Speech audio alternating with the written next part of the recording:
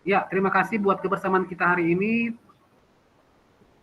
Gimik Tatak Maya yang ke-7 ya. Sebelum kita mulai, ada baiknya kita berdoa terlebih dahulu. Baiklah Bapak Ibu sekalian, abang kakak sekalian, marilah kita berdoa menurut agama dan kepercayaan kita masing-masing. Doa dimulai.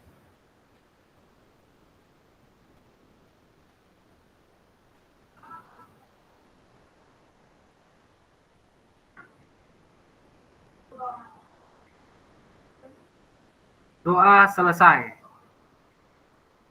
Baik, Bapak Ibu sekalian, kita sudah ada setengah jalan pada diklat PKG PJOK tahun 2024, diseminasi Kabupaten Samosir ya.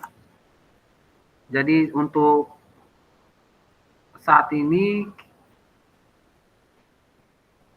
kalau bisa jangan stop atau jangan berhenti, terlalu sayang ya Bapak Ibu ya. Tetap maksimal hadir pada tatap maya jimit kita setiap kali kita jimit. Kemudian aktif di LMS-nya, silakan aktif di LMS-nya, dikerjakan LMS-nya Bapak Ibu, karena saya pantau terus LMS-nya Bapak Ibu. Izin saya share screen dulu.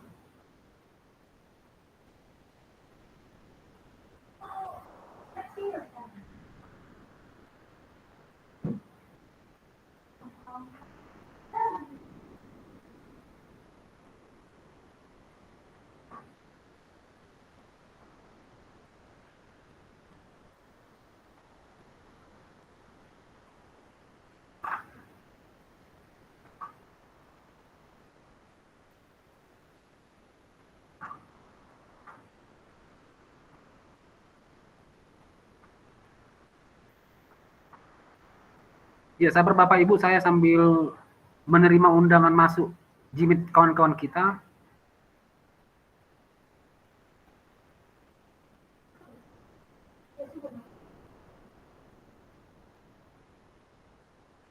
Yang hadir baru 7 orang ya.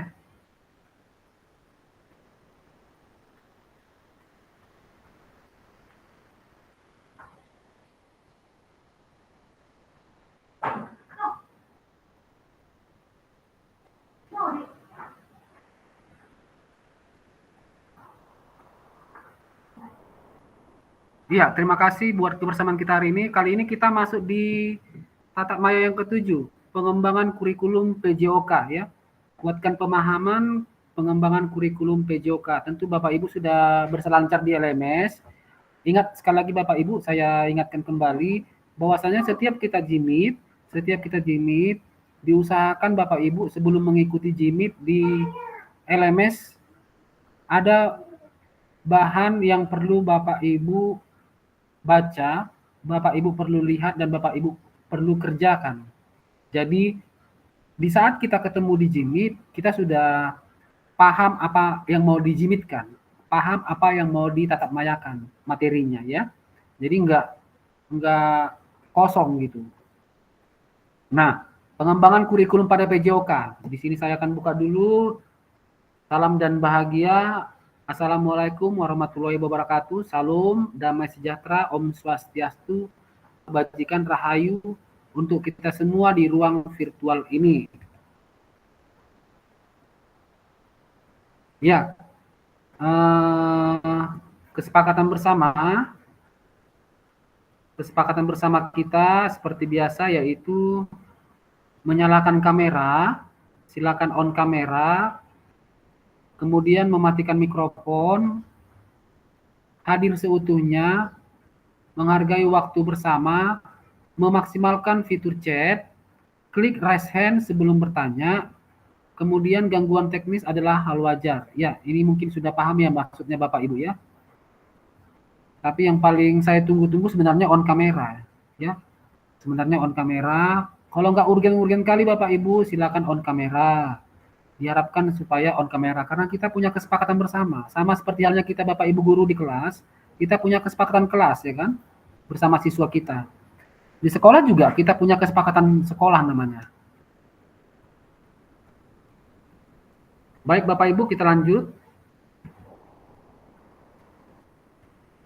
Ya, tujuan dari sesi kali ini yaitu peserta dapat memahami 3 karakteristik utama kurikulum merdeka serta keterkaitannya dengan prinsip pemikiran Ki Hajar Dewantara. Yang kedua, peserta mampu memahami pengembangan kurikulum PJOK. Yang ketiga, peserta mampu memahami penyusunan program PJOK yang berkualitas dengan backward design.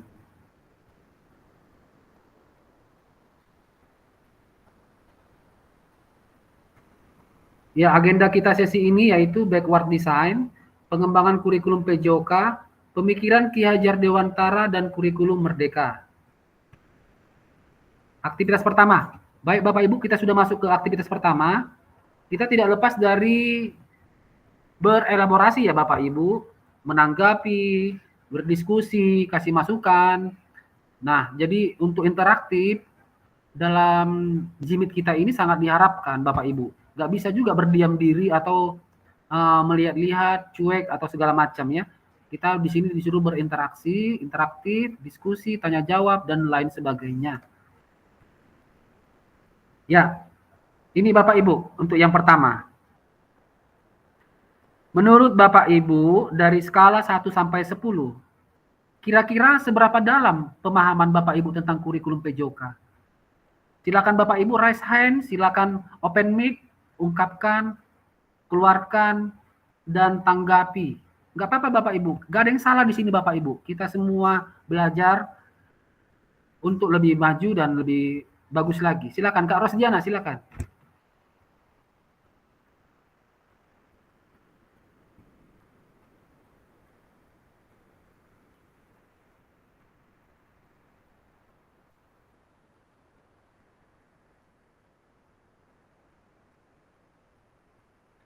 Untuk modul kali ini Bapak Ibu sangat diharapkan interaksi atau elaborasi dari Bapak Ibu ya sekalian, dari abang kakak sekalian, sangat diharapkan.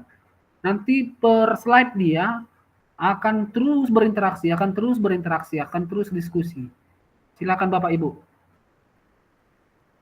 Kosmas, di Sekolah Budi Mulia, pada mapel PJOK, kira-kira seberapa dalam pemahaman Kosmas, saudara Kosmas, untuk tentang kurikulum PJOK?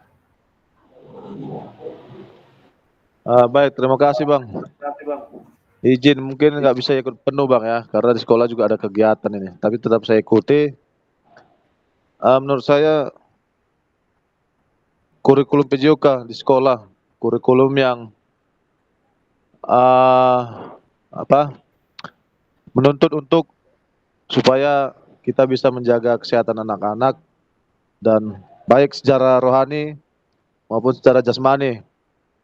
Jasmaninya itulah kita praktek di luar dan anak-anak juga harus tahu berbagai macam tentang olahraga. Mungkin itu Bang, terima kasih. Bapak Ibu, terima kasih Kosmas Ginting.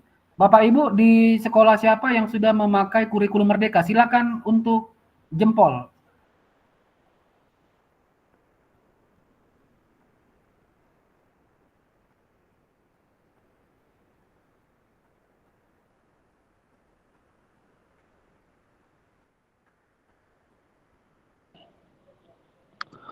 Izin Bang, kami kelas 9 masih kurikulum merdeka apa Bang? 13 Bang. Cuma kelas 1 2 sudah kurikulum merdeka Bang. Kak. Ya, nggak apa-apa Kak. Kita masuk di kurikulum merdeka aja. Kurikulum 2013-nya nggak apa-apa, berlangsung aja di kelas 9-nya karena itu memang udah rencana pemerintah ataupun rencana daerah tetap dilaksanakan K13-nya bagi yang masih melaksanakan gitu. Namun untuk kelas 9 berikutnya kan udah kurikulum mereka ya. Baik. Kak Kosmas sudah masuk di kurikulum merdeka kelas 7 dan 8. Bagaimana pembelajaran PJOK di kurikulum merdeka yang Kakak buat di sekolah? Silakan Kak.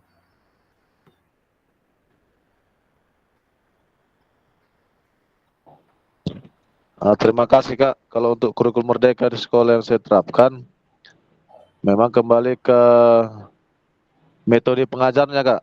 Kemudian kalau sekarang saya menerapkan anak-anak lebih kreatif dan berani mengambil sikap. Jadi banyak berperan itu anak-anak Kak, karena memang sekarang dituntut untuk kolaborasi antara guru dengan siswa. Jadi begitu yang saya buat Kak. Terima kasih.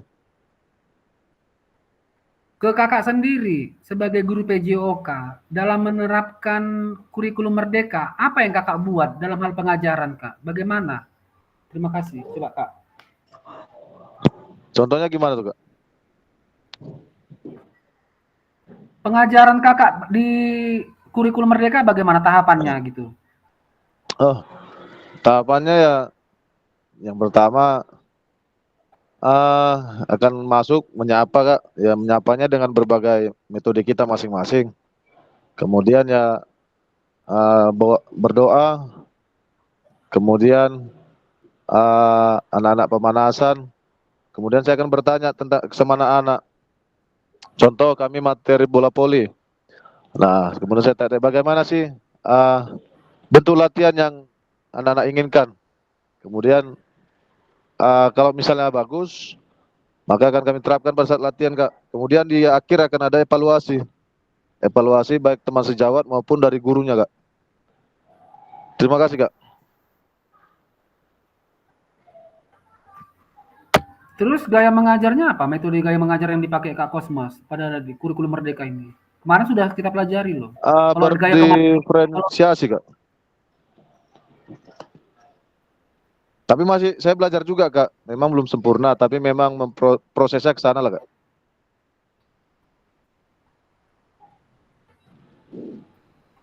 pembelajaran berdiferensiasi terlaksana ya. Iya Kak. Cuman memang masih perlu Diferensiasi. dipelajari lagi Kak, karena masih belum paham tentang pelajaran berdiferensiasi itu Kak. Iya, kemarin kan sudah saya panggil ahlinya, pakarnya. Makanya pada saat itu Iya, momennya dipuaskan gitu. Iya kan? iya. Hanya saja Dipuaskan kemarin memang ada kegiatan Kak, jadi nggak bisa masuk cepat kemarin ada Kak. diferensiasi, ada diferensiasi konten, ya kan? Ada diferensiasi proses, ada produk. Ya, itu nanti Kosmos, saudara Kosmos untuk mendalaminya ya. Nanti Siap di Kak, siap Kak. sembari di PKG PJOK kita ini dan juga di referensi lainnya ya. Kemudian gaya mengajarnya Kosmas. Gaya mengajarnya nggak lagi komando, nggak lagi yang model dulu ya. Ada 9 itu Kosmas kemarin. Kalau Kosmas ingat, ada 9 gaya mengajar di kurikulum merdeka. Ya kan? Kalau kita kembali ke modul berapa itu saat itu. Itu dia. Makanya inilah pentingnya PKG PJOK. Jangan kita sepele gitu. Nah, begitu kita dapatkan ilmu pengetahuan yang baru, ya udah kita catat, kita ingat, kita jalankan. PKG PJOK kita terapkan di sekolah Bapak Ibu. Yang udah kita laksanakan di modul 11, 12, 13, 14. Iya kan? Mulai dari refleksi, kemudian framework Gibbs, framework Borton, kemudian apa lagi? Pembelajaran berdiferensiasi dan lain sebagainya yang udah kita pelajari, terapkan aja di sekolah Bapak Ibu. Nggak apa-apa, hal-hal kecil, dimulai dari hal kecil gitu ya. Per modul, kalau bisa nanti habis ini misalnya. Ini misalnya pengembangan kurikulum PJOK. Bagaimana pelaksanaannya di sekolah? Nah, besok-besok Ibu Kakak terapkan di sekolah, Kak. Sedikit-sedikit aja nggak apa-apa. Kayak pembelajaran berdiferensiasi kemarin. Ada konten, ada proses, ada produk. Nah, dikerjakan aja kakak-kakak sekalian. Konten tadi pakai video pembelajaran. Kita sajikan dulu video pembelajaran di kelas. Ya kan? Misalnya materi passing bawah misalnya. Kemudian prosesnya kita bawa praktik anak-anak keluar. Dengan fasilitas yang sedikit, ya udah nggak apa-apa. Kita pakai gerak tanpa bola. Ya kan? Kita bagi kelompoknya, kita buat pemetaannya, kita bagi kelompoknya, kemudian kita kasih masing-masing tugas anak-anaknya. Yang ini passing bawah ke kanan, yang ini passing bawah ke kiri, yang ini passing bawah di tengah, ya kan? Yang ini dengan kuda-kuda kakinya seperti ini. Nah, kemudian proses selanjutnya dalam hal penilaiannya kita kan sebagai fasilitator. Guru kan sebagai fasilitator dari kurikulum merdeka, sebagai evaluatif per individual. Jadi kita koreksi dia per individual pada saat siswa kita melakukan proses. Kalau kakinya kurang bagus, kurang tekuk, ya udah kita ingatkan langsung action dia ya. Nah, kemudian apa produknya? Diferensiasi produknya di mana? Nah, itulah bermain game ya. Bermain game 3 lawan 3, kita buat mininya. Ya, kita modifikasi. Apa yang tadi diproses terlaksana di game tadi. Maka muncullah produknya. Baik, Kak Rosdiana, silakan Kak Rosdiana. Silakan bagaimana kurikulum merdeka yang Kakak buat di sekolah di pembelajaran PJOK. Silakan Kak. Ya baik, terima kasih. Sebentar Kak. Berelaborasi menanggapi akan ini. Jujur sejujurnya aja Kak ya. Kalau kata Kakak belum, aku nggak ngerti nih mana kurikulum merdeka ini, kayak mana pelaksanakannya. Aku asal-asal aja, nggak, jujur aja Kak, nggak apa-apa Kak, nggak ada yang salah di sini Kak. Oke, baik, terima kasih. Pemahaman saya ya, yang saya lakukan sebenarnya belum, karena di sekolah kami masih kurikulum merdeka itu masih hanya kelas 7 dan 8. 7 dan 8. Kelas 9 masih kurikulum 13 dan saya tidak masuk di kelas 7 dan kelas 8. Saya hanya masuk di kelas 9. Tapi kan Kak harus dikuasai juga Kak kurikulum merdekanya. Nanti kan kelas 9-nya kan selesai. Mereka kan meninggalkan sekolah kita dan masuk anak baru. Nanti begitu Kakak tahun ajaran baru mengajar kurikulum merdeka, kalau buta sama sekali kan nggak mungkin. Iya, saya memang kalau masih belajar. Apa yang Kakak tahu tentang kurikulum merdeka? Dan menurut Kakak bagaimana penerapannya di sekolah? Pembelajaran PJOK di sekolah ini gitu. Kalau menurut saya kurikulum merdeka itu untuk PJOK sebenarnya sangat bagus kalau kita melaksanakannya seperti berdiferensiasi.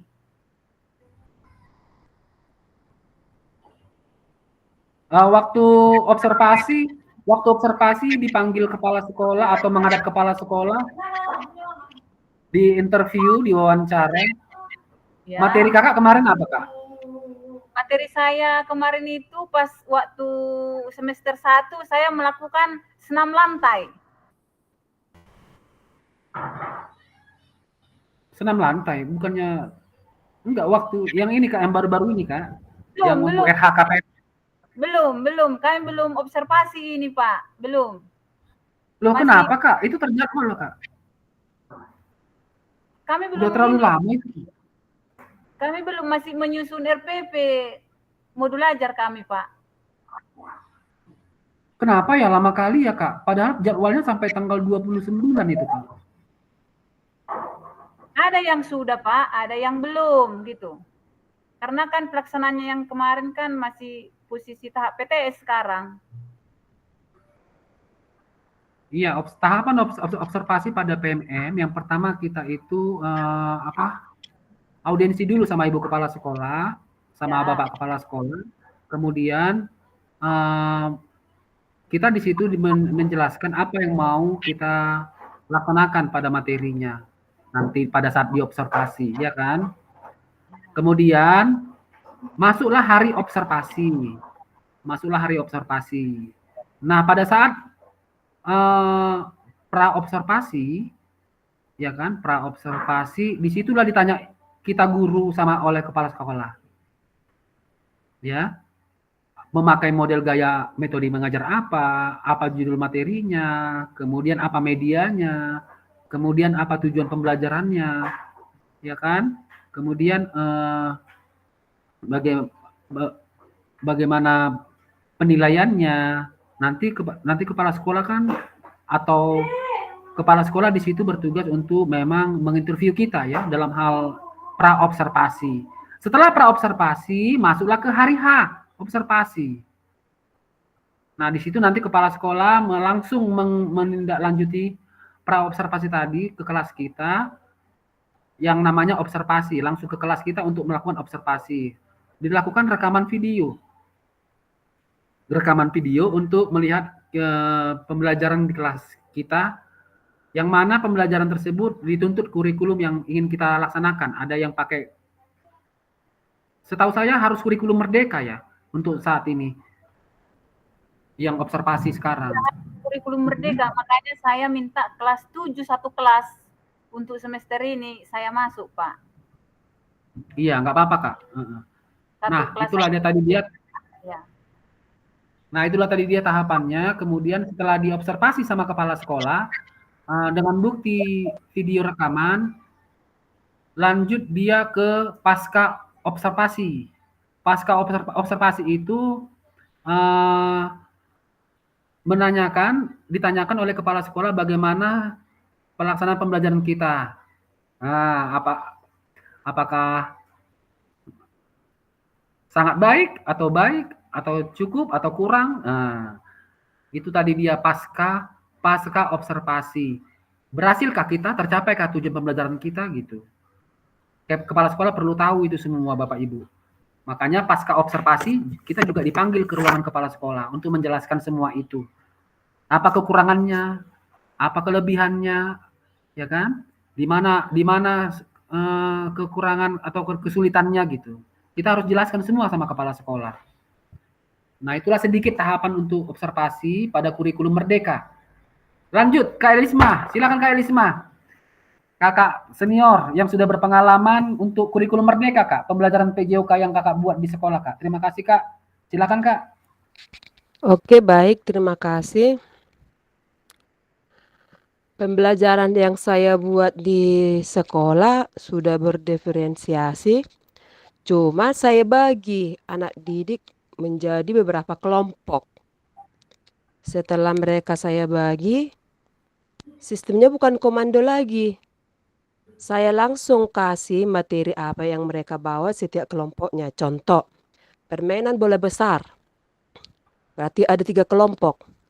Sepak bola, bola voli, dengan bola basket. Mereka yang mencari bahannya dan mempresentasikan di ruangan dan begitu juga di lapangan. Terima kasih. Iya, terima kasih, Kak. Sangat menarik ini ya, Kak.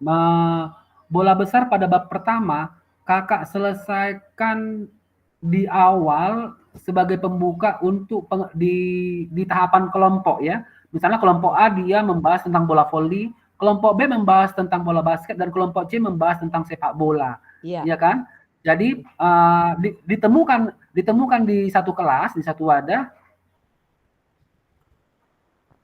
Sebentar ya, Kak, ada yang masuk ini, Kak. Iya.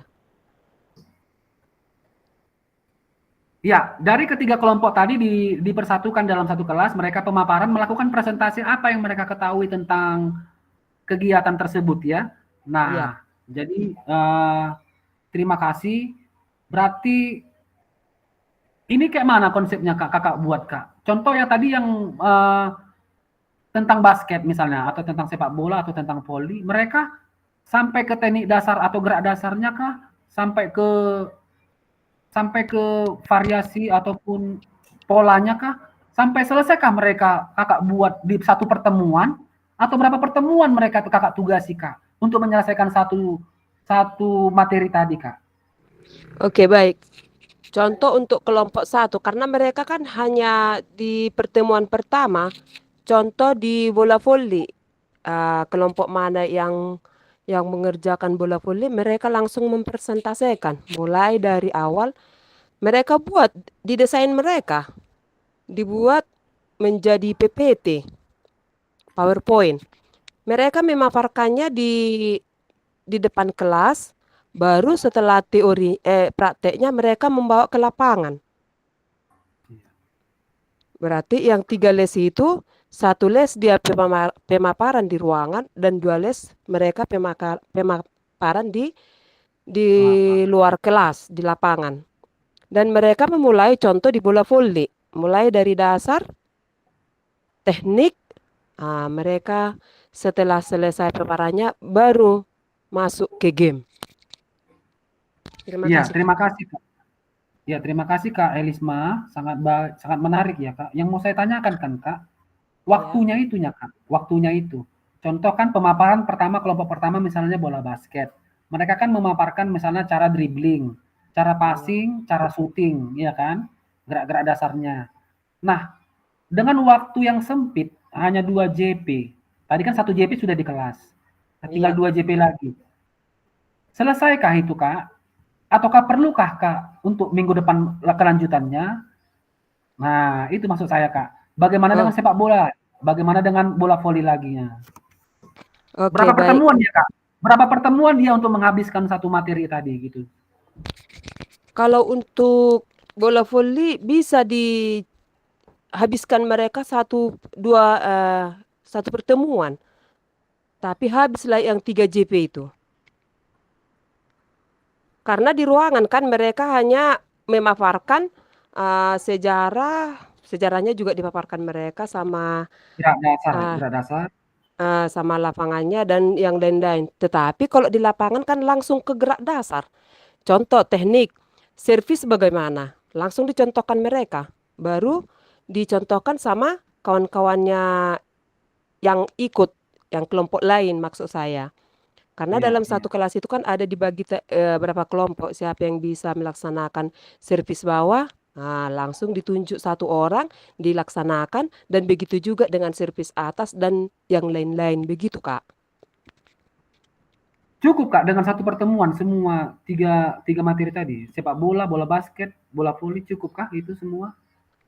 Enggak, kalau untuk materi bola voli hanya satu yang tiga JP gitu, baru untuk pertemuan bola sepak bola minggu depannya lagi, begitu Kak. Hmm. Berarti 3 kali Bertahap dia. pertemuan ya? 3 kali Iya pertemuan Kak, ya? iya. Iya Kak, iya. Oke, oke, oke, oke. Nah, menurut Kakak, lebih efektif nggak, Kak, hasilnya? Lebih lebih maksimal nggak hasilnya seperti itu? Sebenarnya lebih menarik Kak.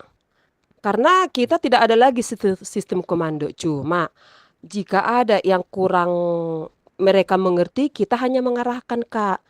Sebenarnya lebih efektif. Ingat, Kak, ya, Kakak Iya, sebagai fasilitator pada saat pemberian materi seperti itu, Kak. Kakak iya, langsung action dalam hal evaluasi individu. Ya, Kak, ya. iya, Kakak berjalan di lapangan, Kakak langsung evaluasi, Kak. Langsung iya. langsung aja, Kak, suarakan, Kak. Itu kakimu kurang ditekuk misalnya, itu tangannya diluruskan gitu. Iya, Evaluasi benar, langsung, Kak, Kak. benar, benar. Biar tercapai pembelajarannya, Kak, biar tercapai hasilnya. Baik, Kak Elisma, terima kasih buat Kakak yang sudah memberikan sedikit penjelasan tentang pelaksanaan kurikulum merdeka di sekolah Kakak melalui pembelajaran PJOK. Baik kakak-kakak sekalian, Bapak Ibu, Kak Rasdiana udah ketawa. Baik kakak-kakak sekalian, kita lanjut.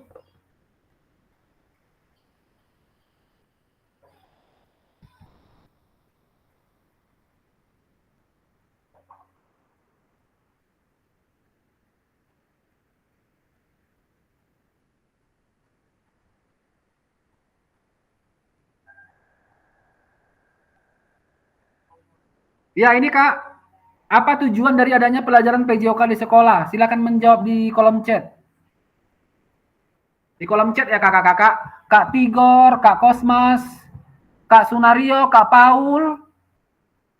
Silakan Kak, dijawab di kolom chat Kak. Fitur chat yang ada di sudut kanan bawah itu Kak.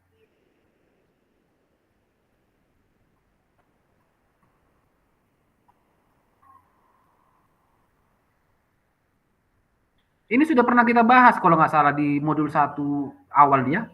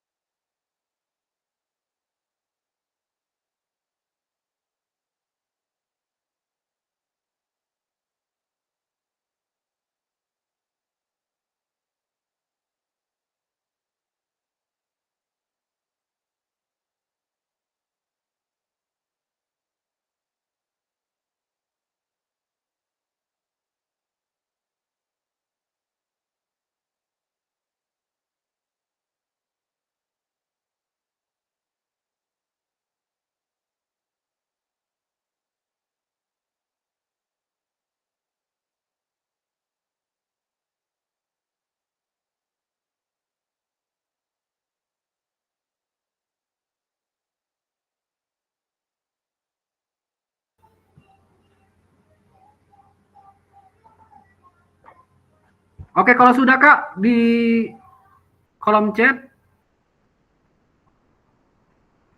biar saya bacakan saja, nggak apa-apa.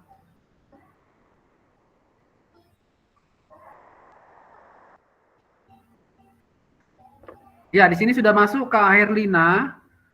Apa tujuan dari adanya pelajaran PJOK di sekolah? Kak Herlina di sini menjawab, tujuan pelajaran PJOK di sekolah adalah meningkatkan kebugaran jasmani peserta didik. Terima kasih kepada Kak Herlina.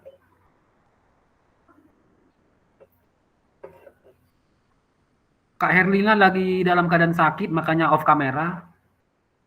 Kita doakan sama-sama supaya cepat sembuh ya Kak ya.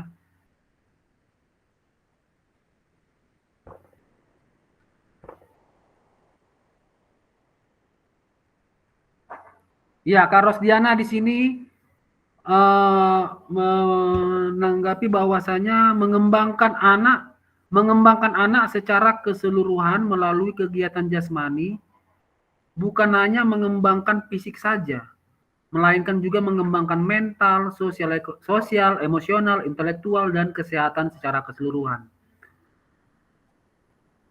Terima kasih Kak Rosdiana. Kak Elisma, membuat generasi aktif dan sehat dengan gembira, dan untuk meningkatkan aktivitas fisik siswa dan melibatkan siswa dalam berbagai macam olahraga dan kegiatan fisik.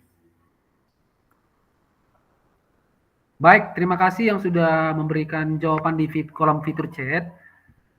Bagi teman-teman yang lain agar berpartisipasi ya kakak-kakak, silakan berpartisipasi sesuai petunjuk fasilitatornya ya.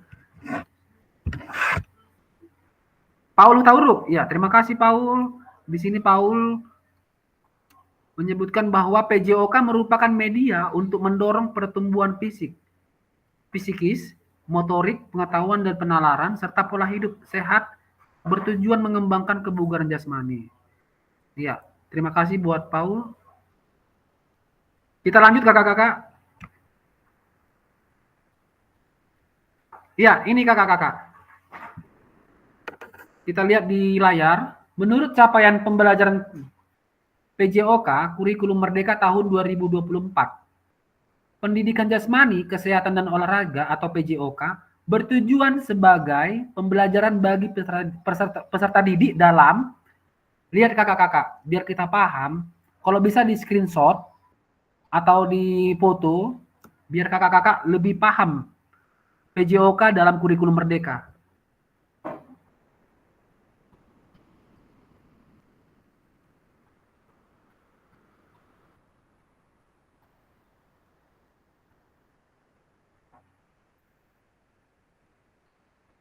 Ya, Kosmas Ginting di fitur chat, tujuan pembelajaran PJOK di sekolah meningkatnya kebugaran tubuh siswa serta mengembangkan gerak motorik, mental, dan pola hidup sehat.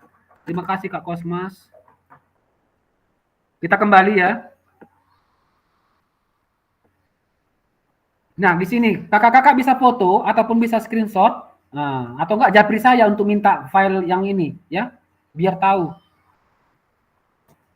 Yang pertama mengembangkan, menerapkan, mengevaluasi keterampilan, konsep, strategi gerak yang akan menjadi disposisi untuk berpartisipasi dalam berbagai aktivitas jasmani dengan penuh kepercayaan diri, kompetensi, dan kreativitas.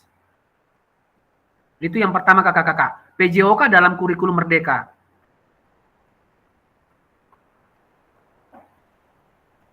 Saya ulangi kakak-kakak ya, biar kita paham. Yang pertama mengembangkan, yang kedua menerapkan, yang ketiga mengevaluasi keterampilan. Nah, mengembangkan ini kakak-kakak kalau kita lihat pada satu materi perlunya kita kembangkan pemikiran, mindset, pola pikir mereka pada satu materi tersebut misalnya. Misalnya kita pertontonkan video pembelajaran gitu, ataupun media lain gitu, ya kan, PowerPoint ataupun slide yang bisa mengembangkan pemikiran mereka pada satu materi tersebut gitu. Kemudian menerapkan, ya, menerapkan ini sama halnya seperti praktek ya, praktek di lapangan. Kemudian evaluasi keterampilan. Nah, ini tadi kita seperti fasilitator, guru seperti fasilitator mengevaluasi keterampilan mereka. Kemudian konsep, ya konsepnya jangan salah, tetap pada konsep kita. Kemudian strategi gerak yang akan menjadi disposisi untuk berpartisipasi dalam berbagai aktivitas jasmani dengan penuh percaya diri, kompetensi, dan kreativitas. Ya, nomor 2. Membantu dan memberi dukungan mereka dalam memilih gaya hidup sehat dan aktif secara jasmani. Nah, perhatikan kakak-kakak untuk nomor 2. Membantu dan memberi dukungan kepada mereka dalam memilih gaya hidup sehat dan aktif secara jasmani. Kembali kakak-kakak di sini sebagai fasilitator, penjembatani, ya, fasilitasi untuk anak-anak dalam hal membantu dan memberi dukungan kepada mereka dalam memilih gaya hidup sehat. Sekali lagi saya ulangi, dalam memilih gaya hidup sehat. Contoh Kak, bantulah kakak-kakak ini Kak, siswa kita ini Kak, dalam hal jajan. Sekarang kalau kita perhatikan anak-anak jajan bakso bakar, pakai saus. Nah, sebagai guru PJOK, kita bantu mereka Kak. Kita bantu, kita beri dukungan dalam memilih gaya hidup sehat dan aktif secara jasmani. Kita bisa nasihati, kita bisa kasih larangan, kita bisa kasih arahan bahwasanya yang mereka makan itu tidak baik, ya kan? Jelas tidak baik. Berani saya tuturkan bahwasanya yang dimakan anak-anak di jajanan yang di luar sekolah itu benar-benar tidak baik. Ya. Sudah banyak membuktikan bahwasanya makanan-makanan yang cepat saji tadi, bahkan yang bermerek sekalipun tidak baik. Ya. Apalagi yang tidak bermerek. Bagaimana apa itu makanan cepat saji seperti yang merah-merah itu ya, yang KFD ya kan? Saya sebutkan salah satu merek ya. Ya kan? Kemudian McDonald ya kan? Nah, seperti itulah Kak, ya. Makanan-makanan cepat saji, apalagi di daerah kita ini. Sudah banyak makanan-makanan cepat saji yang tidak sehat mangkal di gerbang-gerbang sekolah, ya. Kita bantu mereka Kak, kita bantu mereka untuk memilih gaya hidup sehat dan aktif secara jasmani. Aktif secara jasmani ini ya kita suruhlah berolahraga ya di rumah ataupun di mana saja, di tempat les privat ya. Yang ada buka les privat olahraga gitu ya, kalau di luar sekolah. Kemudian olahraga mandiri juga boleh ya. Lari jogging di sore hari, kemudian aktivitas lainnya. Kemudian yang ketiga Kak, membangun dan menerapkan keterampilan sosial dan emosional melalui konteks pembelajaran yang menekankan nilai-nilai fair play, kerja tim, dan inklusivitas. Ya, kembali peran kita sebagai fasilitator di sini kita arahkan anak-anak kita untuk membangun dan menerapkan keterampilan sosial ya dan emosional melalui konteks pembelajaran yang menekankan nilai-nilai fair play, kerja tim, dan inklusivitas. Contoh, bermain game mereka di sekolah sepak bola. Mereka harus bangun dan menerapkan keterampilan sosialnya dan emosionalnya. Ya kan? Jangan nanti pada saat bermain game di sekolah sesama mereka terjadi perkelahian, ya kan? Terjadi taruhan. Yang tidak baik dilakukan oleh siswa ya. Melalui konteks pembelajaran yang menekankan nilai-nilai fair play, kerja tim, dan inklusivitas. Tetap kita arahkan yang bagus pada anak kita dalam kegiatannya masing-masing ya. Yang terakhir, yang keempat, menanamkan apresiasi dan mengembangkan sikap positif untuk aktif secara jasmani sepanjang hayat sebagai upaya peningkatan keseluruhan kualitas hidup. Ya, bentuk reward, apresiasi, penghargaan, motivasi kepada seseorang itu harus kita berikan ya kakak-kakak sekalian, Bapak Ibu guru, apresiasi dalam dan juga mengembangkan sikap positif untuk aktif secara jasmani sepanjang hayat sebagai upaya peningkatan keseluruhan kualitas hidup. Ya, mengajari, memberitahu bahwasanya olahraga sangat penting mulai usia dini sampai sepanjang hayatnya. Kita lihat umur-umur yang sudah tua juga harus olahraga. Itulah bukti bahwasanya pembelajaran aktif secara jasmani sepanjang hayat. Ya, jadi nggak disalahkan kalau yang tua-tua olahraga di depan rumah, jogging-jogging dia atau jalan-jalan di lingkungannya. Itulah pembelajaran sepanjang hayat. Kita mulai dari olahraga dari sejak dini sampai ke olahraga yang tua sekalipun. Jadi kita ajari mereka untuk pembelajaran aktif secara jasmani sepanjang hayat. Baik kakak-kakak, inilah sedikit capaian pembelajaran PJOK pada kurikulum Merdeka tahun 2024 ya. Ini terbaru ini kayaknya. Kita lanjut.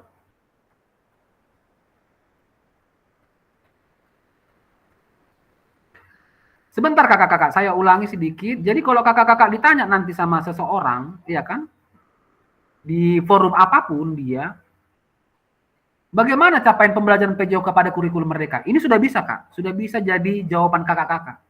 Yang pertama saya ingin mengembangkan, menerapkan dan mengevaluasi keterampilan konsep strategi gerak. Nah, jawab kakak lah ini kak. Bisa kak, bisa pakai ini. Oke, selanjutnya kita ke slide berikutnya. Mari berdiskusi sesuai pertanyaan pada slide berikutnya. Silakan tulis di kolom chat atau raise hand untuk menyampaikan pendapat Bapak Ibu. Nah, ini dia. Terlepas dari kurikulum apapun, apakah selama ini Bapak Ibu sudah memahami dengan baik tujuan mata pelajaran dan menjadikannya sebagai acuan? Silakan, abang kakak. Raise hand, open mic, silakan berelaborasi kita di sini. Ayo kak. Mau kurikulum Merdeka, mau kurikulum 2013, mau kurikulum yang sudah pernah kakak alami, apakah selama ini Bapak Ibu sudah memahami dengan baik tujuan mata pelajaran dan menjadikannya sebagai acuan?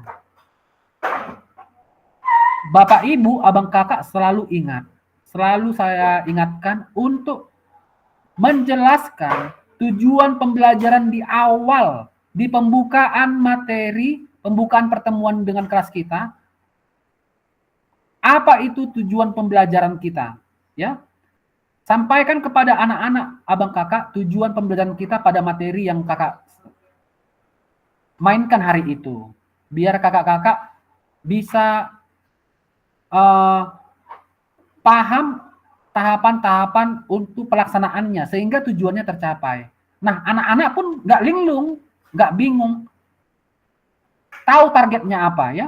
Nah, kakak-kakak di sini kakak-kakak diminta untuk bagaimana menurut kakak-kakak sekalian tujuan pembelajaran yang kakak buat itu, ya? Apakah sudah menjadi acuan bagi kakak-kakak sekalian dalam proses pembelajaran di kelas pada satu materi gitu? Silakan kakak-kakak.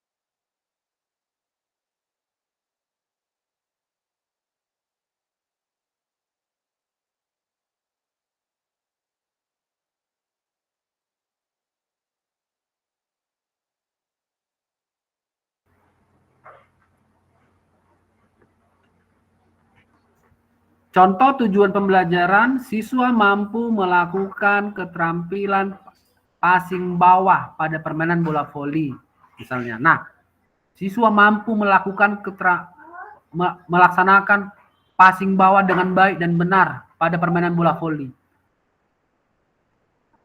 Larikah atau benarkah tahapan mengajar kakak sesuai dengan tujuan pembelajaran, target tadi gitu. Nah, bagaimana yang kakak amati pada saat proses pembelajaran selesai? Berhasilkah tujuan pembelajaran kakak itu? Sesuaikah pengajaran kakak dengan target yang mau kita tuju, yaitu tujuan pembelajaran tadi? Siswa mampu melakukan passing bawah dengan baik dan benar. Silakan Kak Rosdiana.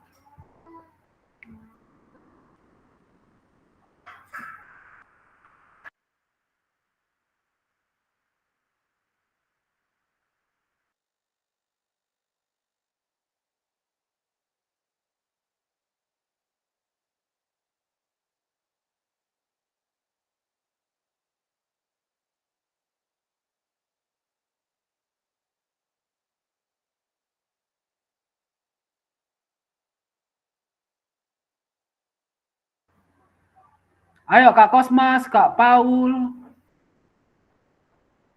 Gak ada yang salah di sini, silakan Kak. Tujuan pembelajaran yang kakak buat itu merupakan satu target, ya kan? Nah, proses pembelajaran yang kakak laksanakan, tujuan pembelajaran tadi menjadi acuan nggak bagi kakak gitu? Silakan Kak Herlina. Kalau saya ini Pak menyikapi pertanyaannya ini, terlepas dari kurikulum apapun, berarti kan sudah ada banyak kurikulum yang sudah kita gunakan dalam pembelajaran kita. Terlepas dari kurikulum apapun, apakah selama ini Bapak Ibu sudah memahami dengan baik tujuan mata pelajaran dan menjadikannya sebagai acuan? Jadi sekaitan dengan pertanyaan tadi, apa itu tujuan PJOK di sekolah? Jadi saya tadi sudah berpendapat tujuan PJOK di sekolah itu adalah meningkatkan kebugaran jasmani peserta didik.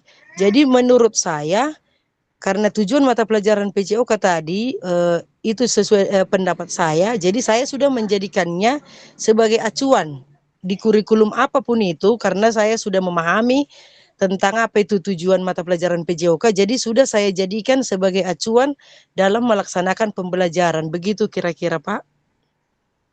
Baik, terima kasih Kak Herlina. Bahwasanya Kak Herlina di sini tetap kuat pada tujuan mata pelajarannya, tidak lari dari tujuan mata pelajaran dan menjadikan acuan bagi dirinya dalam pembelajaran di sekolah ya. Terima kasih Kak Herlina. Yang lain silakan.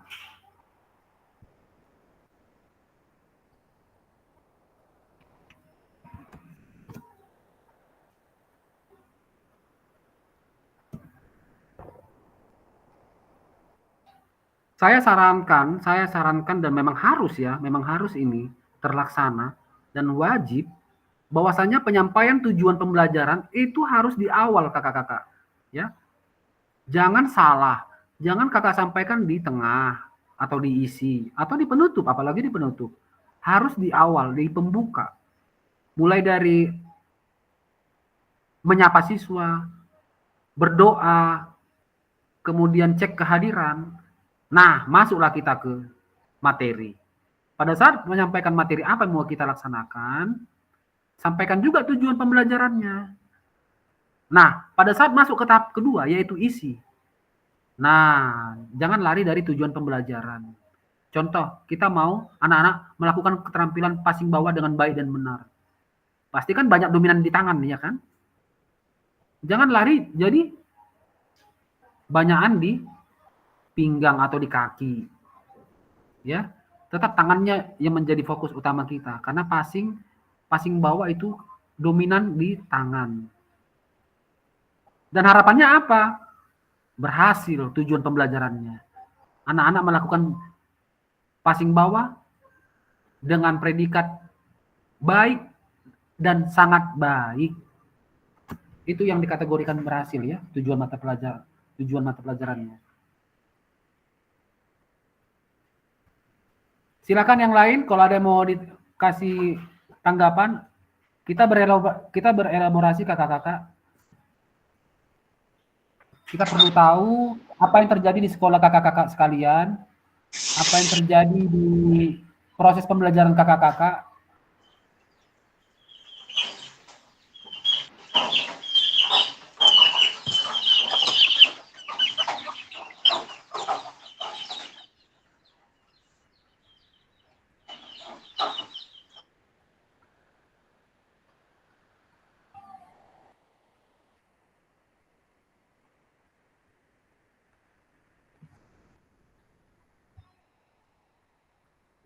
Iya, masih ada di sini yang lain ditanggapi lah. Coba dulu Kak Paul, Kak Rosdiana. Ayo Kak, nggak apa-apa Kak, harus aktif Kak. Kemudian Kak Kosmas, Kak Sunario, Kak Tigor. Silakan aktif lah Kak. Yuk, nggak apa-apa. Sesekali juga harus berbicara dong. Masa diam terus? Ya Kak Sunario, silakan Kak Sunario. Menurut kakak Kak, tujuan mata pelajaran dan menjadikannya sebagai acuan. Apakah Baik, yang sudah Kak? terima kasih atas Silakan. kesempatannya. Akan saya coba menurut pendapat saya dengan pertanyaan tadi, apakah sudah memahami tujuan dan tujuan itu sudah merupakan acuan jelas. Jadi tujuan pembelajaran tidak boleh apa yang kita ajarkan memang harus menjadi itu sebagai tolok ukurnya ataupun acuan yang akan kita capai. Contohnya dia seperti yang Bapak bilang tadi, passing bawah dengan contoh materi olahraga. Artinya di situ berarti kita fokus dalam materi itu walaupun itu bentuk kurikulum yang lama ataupun kurikulum yang baru sekarang ini yang kurikulum merdeka. Hampir sama, cuman pelaksanaannya berbeda kadang di lapangan seperti yang Bapak bilang tadi, ada dia di kurikulum merdeka dengan kurikulum yang lama, hanya penyampaiannya ataupun prosesnya berbeda. Tapi kalau tujuan pembelajaran itu harus memang itu jadi acuan yang kita berikan ataupun yang didapat si peserta didik. Walaupun si peserta didik kadang dia baik sekali, baik sedang berkembang ataupun dia kurang.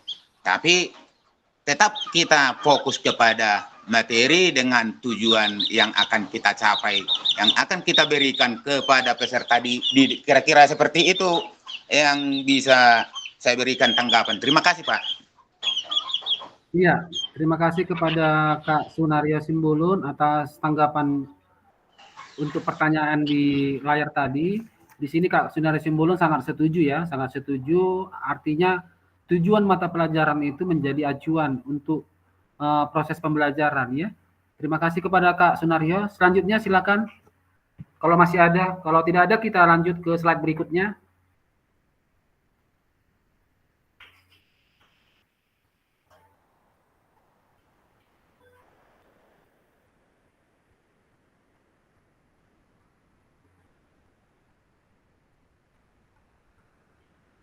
Baik, kita lanjut saja ke slide berikutnya. Nah, ini dia pertanyaan berikutnya. Dalam konteks kurikulum merdeka, apakah tujuan-tujuan ini bisa dicapai?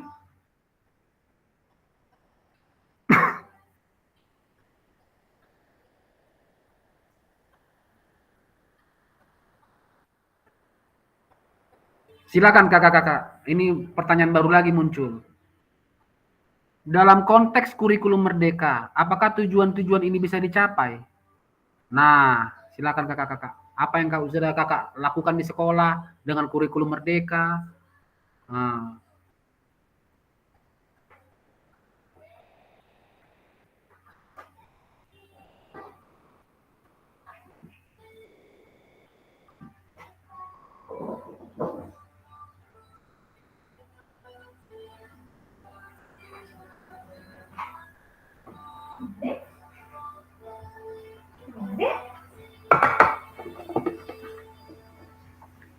Kurikulum merdeka dipakai negara Indonesia di sekarang ini karena dianggap kurikulum tersebut lebih, ya kalau kita bahasa enaknya lebih hebat, lebih pas, lebih melekat kepada siswa ya. Artinya kurikulum merdeka itu menurut pemerintah yang membuat kurikulum ini terselenggara, terjalankan sekarang di sekolah-sekolah, artinya lebih bagus ya.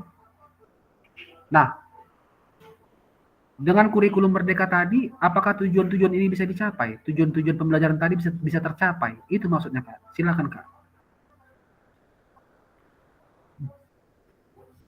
Tadi kurikulum merdeka melalui pembelajaran berdiferensiasi, ya kan? Nah, Kakak laksanakan pembelajaran berdiferensiasi. Bagaimana tujuan pembelajarannya, Kak? Bisanya tercapai? Berhasilkah dengan kurikulum merdeka ini? Atau pembelajaran Kakak, tujuan pembelajarannya berhasil dengan kurikulum 2013?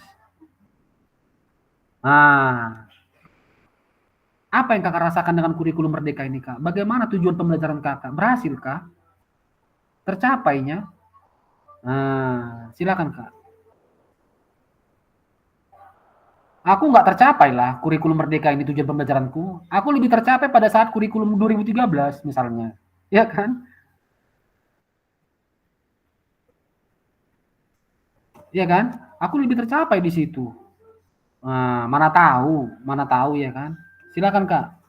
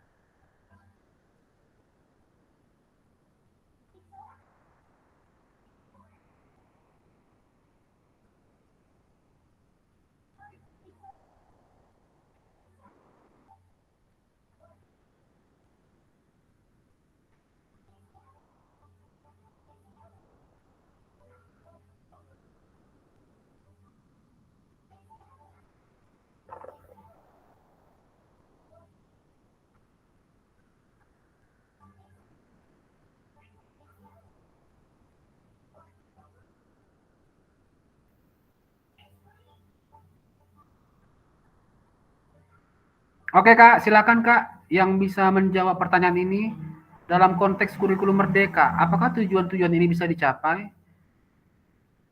Silakan, Kak. Ayo, Kak.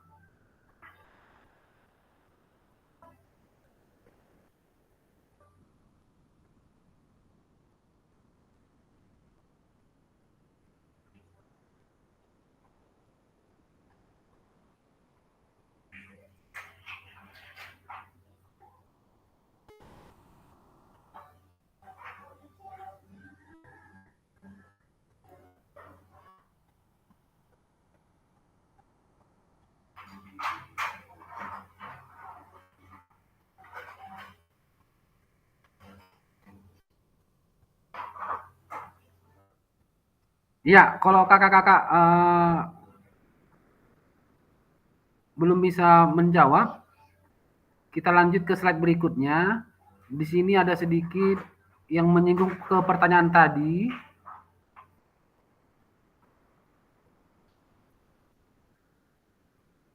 Memahami tujuan umum penting sebagai acuan untuk memahami muara akhir pembelajaran. Untuk mencapai tujuan umum ini, pemerintah sudah menurunkannya ke dalam CP, capaian pembelajaran, dan mempersilahkan guru atau satuan unit pendidikan untuk menurunkannya lagi ke dalam TP. Ya, inilah dia, Kak. Salah satu membantu jawaban tadi atas pertanyaan yang tadi, ya, memahami tujuan umum penting sebagai acuan untuk memahami muara akhir pembelajaran. Untuk mencapai tujuan umum ini, pemerintah sudah menurunkannya ke dalam CP dan mempersilakan guru atau satuan pendidikan untuk menurunkannya lagi ke dalam TP.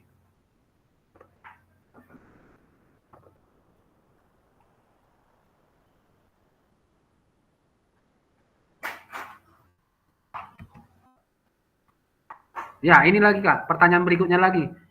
Terus, bagaimana memastikan agar pengajaran yang kita lakukan benar-benar menyasar tujuan pembelajaran? Bagaimana memastikan agar pengajaran yang kita lakukan benar-benar menyasar ke tujuan pembelajaran? Karena seringkali pengajaran langsung fokus pada materi atau aktivitas apa yang harus dilakukan murid.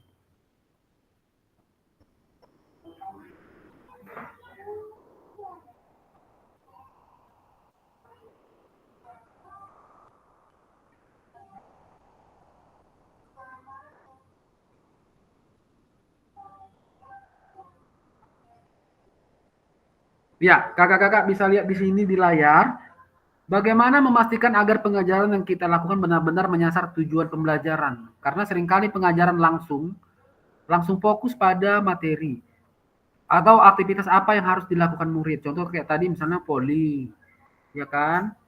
Kita kan biasanya kan seringkali pengajaran langsung fokus pada materi gitu. Melupakan tujuan pembelajaran, keberhasilan tujuan pembelajaran tadi gitu. Ya kan? Maunya kita lupa di sesi akhir proses pembelajaran kita kelupaan dalam target kita, tujuan pembelajaran tadi. Ya kan? Di sini dia, Kak. Ada pertanyaan muncul, bagaimana memastikan agar pengajaran yang kita lakukan benar-benar menyasar tujuan pembelajaran? Bagaimana memastikan? Silakan, Kak Herlina, silakan.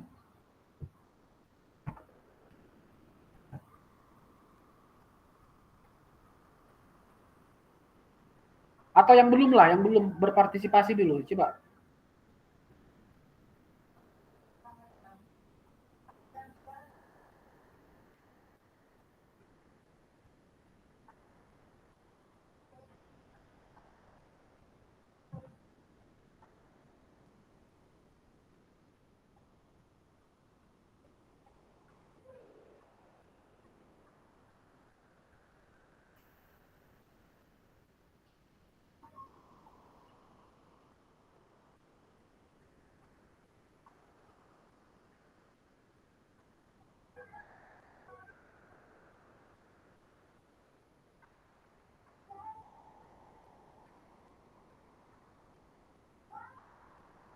Ayo abang kakak, ayo abang kakak untuk kasih tanggapan tentang pertanyaan yang satu ini.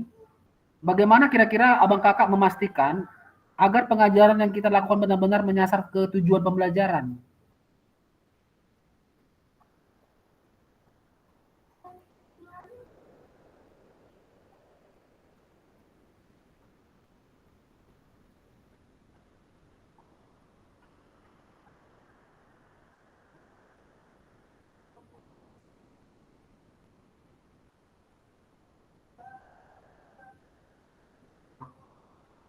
Ya, kita lihat di slide selanjutnya di sini kan proses backward design dalam pengembangan kurikulum secara umum melalui 3 tahap di bawah ini. Yang pertama, identifikasi dulu pencapaian pembelajarannya. Ya, identifikasi dulu capaian pembelajarannya. Yang kedua, menentukan metode penilaian. Yang ketiga, merencanakan pengalaman belajar dan strategi pembelajaran. Merencanakan pengalaman belajar dan strategi pembelajaran. Nah, ini tahapan untuk proses menentukan keberhasilan tujuan pembelajaran tadi ya. Mengidentifikasi capaian pembelajaran, menentukan metode penilaian, merencanakan pengalaman belajar dan strategi pembelajaran. Kakak-kakak jangan lari dari sini ya. Kakak-kakak jangan lari dari sini. Di sini proses backward design dalam pengembangan kurikulum secara umum melalui 3 tahap di bawah ini ya. Jangan lari dari sini.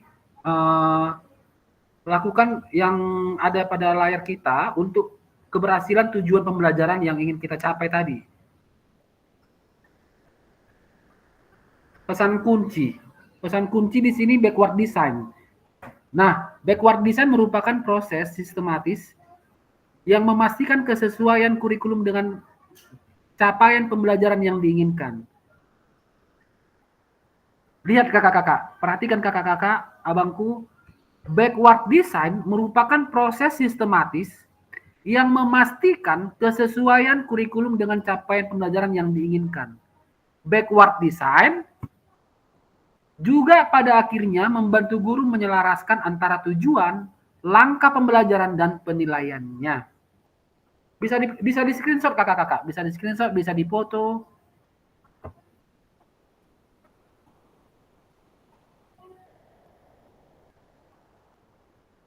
Bagaimana proses backward design? Ini kakak-kakak. Ini ya bang kakak.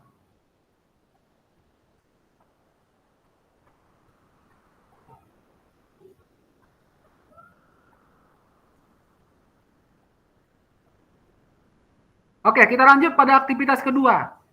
Kalau tadi aktivitas pertama, ya kan? Kita lihat di aktivitas pertama tentang backward design dalam pengembangan kurikulum PJOK, ya. Yang mana pada akhirnya backward design itu merupakan proses sistematis yang memastikan kesesuaian kurikulum dengan capaian pembelajaran yang diinginkan. Backward design juga pada akhirnya membantu guru menyelaraskan antara tujuan, langkah pembelajaran, dan penilaiannya. Bagaimana tahapannya? Proses backward design dalam pengembangan kurikulum secara umum melalui 3 tahap di bawah ini. Yang pertama, mengidentifikasi capaian pembelajaran. Yang kedua, menentukan metode penilaian. Yang ketiga, merencanakan pengalaman belajar dan strategi pembelajaran. Nah, itu tadi dia backward design untuk ketercapaian tujuan pembelajaran, ya, Bapak Ibu ya. Kita sekarang masuk ke aktivitas 2, penyusunan program PJOK.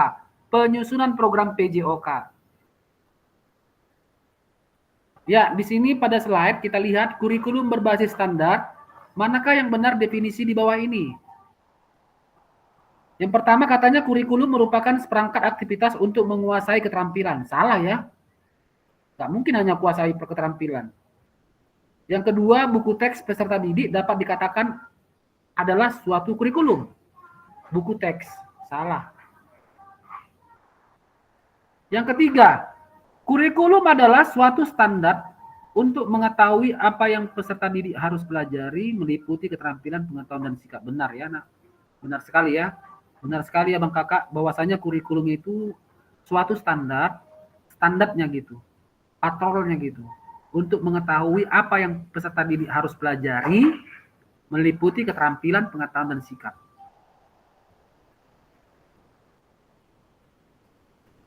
Ya, ini dia komponen-komponen kurikulum pada Satuan Pendidikan Pelaksana Kurikulum Merdeka.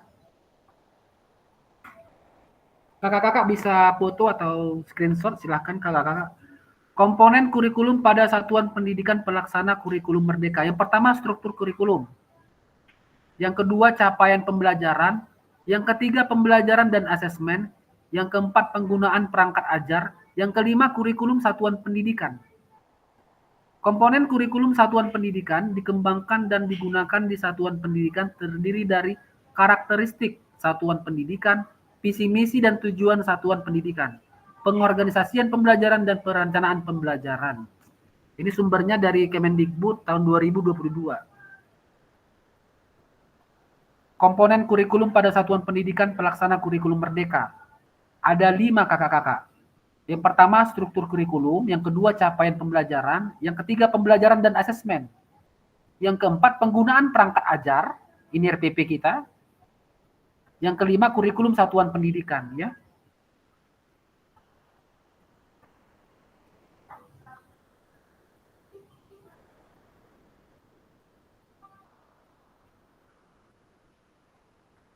Mengapa kurikulum operasional berbeda antar satuan pendidikan? Mengapa kurikulum operasional berbeda antar satuan pendidikan? Contoh, sekolah A berbeda dengan sekolah B. kurikulum operasionalnya. Itu maksudnya ya Bang Kakak, Bapak Ibu sekalian. Berbeda antara satu sekolah, contoh sekolah A dan sekolah B. Kurikulum operasionalnya berbeda dia. Kenapa dia berbeda? Mengapa kurikulum operasional berbeda antar satuan pendidikan? SMP 1 Pangururan tidak mungkin sama dengan SMP 2 Pangururan.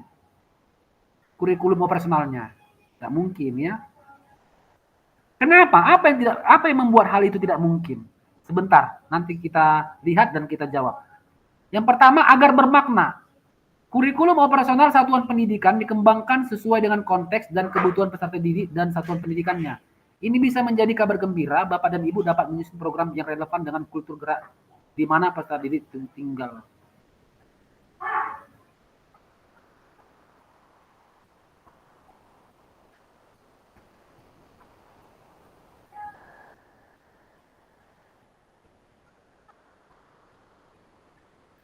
Abang Kakak, kurikulum operasional satuan pendidikan itu berbeda di setiap sekolah. Jangan Kakak minta perangkat pembelajaran dari sekolah si Anu, sekolah si B, sekolah si C.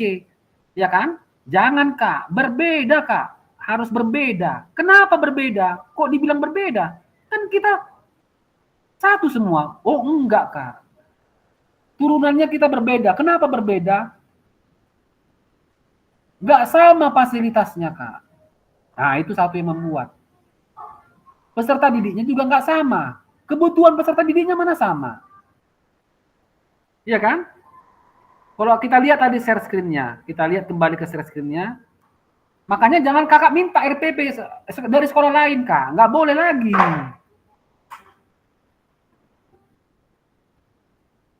Nah ini, kenapa berbeda? Kok nggak bisa sama RPP-ku sama RPP-nya si SMP 1 sama SMP 2 misalnya. Apa yang menyebabkan ketidaksamaan itu? Kenapa kok bisa beda dia? Agar bermakna kakak-kakak, agar bermakna. Kurikulum operasional satuan pendidikan dikembangkan lagi Kak.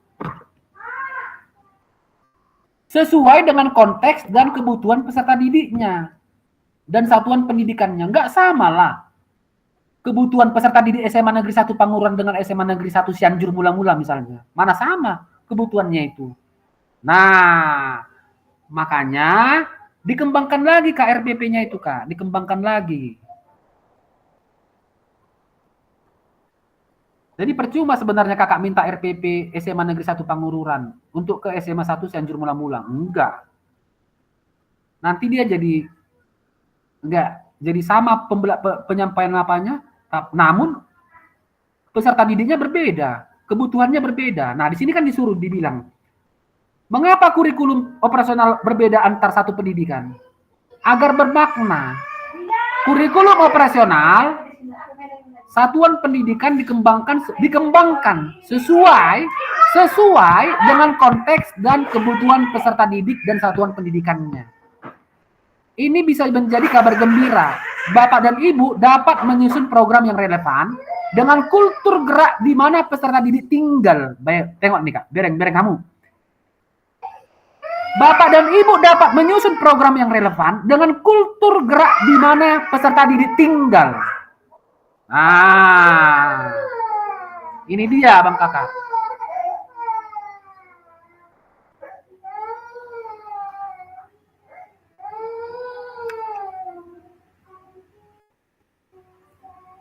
Makanya aku sekarang kalau diminta RPP ku sama orang lain, SMP misalnya SMP yang lain, aku nggak akan kasih lagi dia.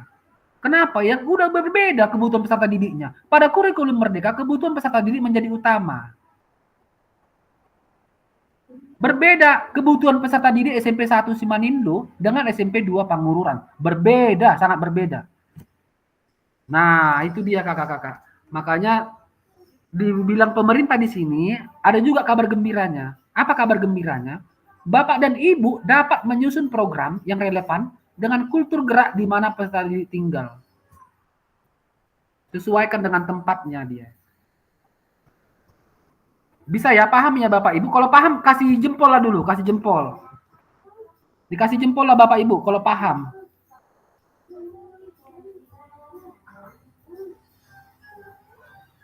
Iya, terima kasih.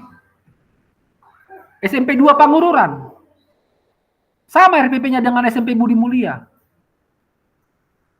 Berbeda kakak-kakak, berbeda. Berbeda. Saya akui mindset pola pikir SMP Budi Mulia, anak-anaknya pasti. Ya. Sementara ke anak-anakku yang di SMP 2 Pangururan, aku harus mencocokkan ke kebutuhan peserta didik kita. Oke, kita lanjut ya kakak-kakak. Terima kasih kalau sudah paham, kita lanjut.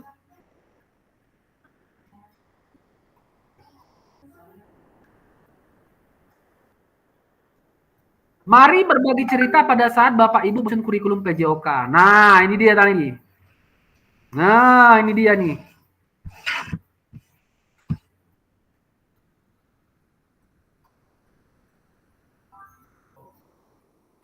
Apa saja yang selama ini Bapak dan Ibu anggap menjadi sesuatu yang bernilai untuk dipelajari murid di kelas PJOK?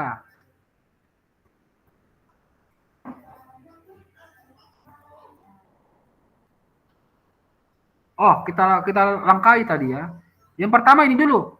Bagaimana Bapak dan Ibu selama ini merancang program PJOK sebagai bagian dari pengembangan kurikulum mata pelajaran PJOK? Nah, ini dia. Silakan Bapak Ibu. Yang pertama ini pertanyaannya. Nanti Bapak Ibu menjawabnya di apa ya? Di situ aja di catatan kecil Bapak Ibu, silakan atau di fitur chat boleh. Ya. Yang pertama difoto dulu Bapak Ibu. Ini dia pertanyaan pertama. Bagaimana Bapak Ibu selama ini merancang program PJOK sebagai bagian dari pengembangan kurikulum mata pelajaran PJOK? Silakan Bapak Ibu screenshot atau foto, nanti sekaligus saja menjawabnya. Ya. Yang kedua, apa saja yang selama ini Bapak dan Ibu anggap menjadi sesuatu yang bernilai untuk dipelajari murid di kelas PJOK? Nah, ini dia Bapak Ibu. Apa saja yang selama ini Bapak dan Ibu anggap menjadi sesuatu yang bernilai untuk dipelajari murid di kelas PJOK? Ya, silakan. Dicatat dulu atau di foto dulu. Nanti sekaligus saja menjawabnya, silakan nggak apa-apa di fitur chat atau di catatan kecil, nanti persentase melalui open mic ya Bapak Ibu ya, kita berelaborasi di ruang jibit ini. Yang ketiga, bagaimana Bapak dan Ibu akan mengintegrasikan itu semua ke dalam proses pengembangan kurikulum mata pelajaran PJOK yang sekarang berlaku. Bagaimana Bapak Ibu akan mengintegrasikan itu semua ke dalam proses pengembangan kurikulum mata pelajaran PJOK yang sekarang berlaku. Silakan dicatat Bapak Ibu atau dipoto, nanti sekalian aja menjawabnya.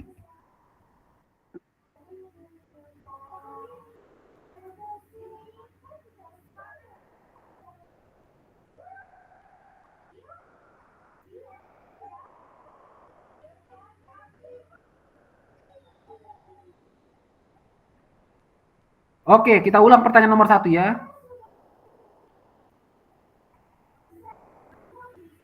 Ini Kak Rosdiana, silakan dicatat atau difoto Kak, silakan. Difoto aja Kak, biar lebih cepat Kak.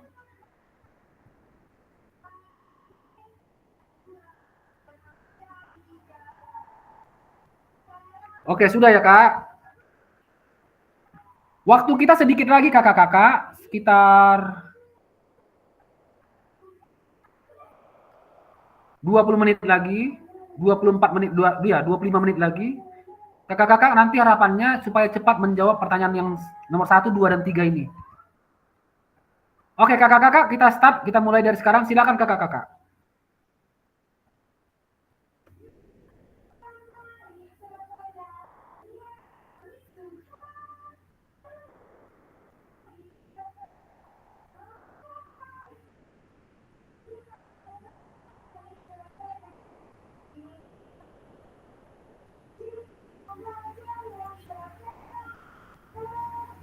Kalau sudah selesai nanti, silakan kita masuk langsung ke aktivitas 3 ya, aktivitas terakhir ini. Ya, silakan saya kasih waktu sekitar 7 menit atau 8 menit lah untuk mengerjakan yang 3 soal tadi. Biar nanti kita elaborasikan di ruang jibit ini. Cepat ya kakak-kakak mengerjakannya.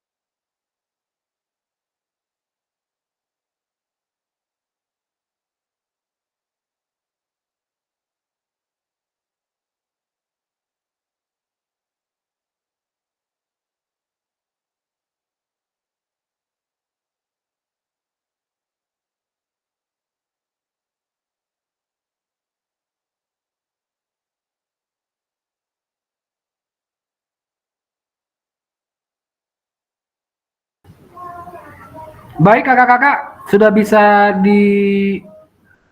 dijawab. Silakan raise hand. Untuk nomor 1, 2, dan 3. Kalau mau nomor 1 saja silakan, nggak apa-apa. Kalau mau nomor 2 saja silakan. Kalau mau nomor 3 pun silakan, nggak apa-apa kakak-kakak. Kita berelaborasi di Gmeet ini, silakan saling menanggapi untuk pertanyaan 1, 2, dan 3.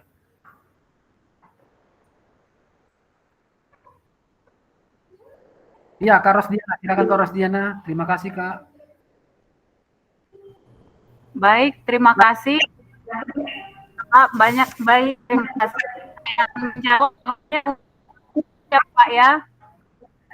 Bagaimana Bapak Ibu selama ini merancang program PJOK sebagai bagian dari perkembangan kurikulum mata pelajaran? Saya menanggapinya, yang pertama itu kita menetapkan seperti yang pertama ditetapkan tujuan dulu. Tujuan daripada kurikulum materi, tujuan materi yang akan kita ajarkan.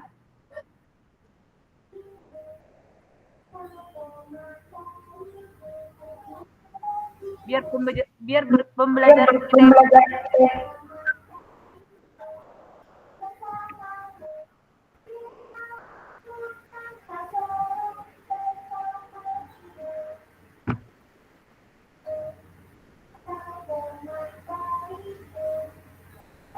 Open mic, Kak. Kak Rosdiana open mic, Kak.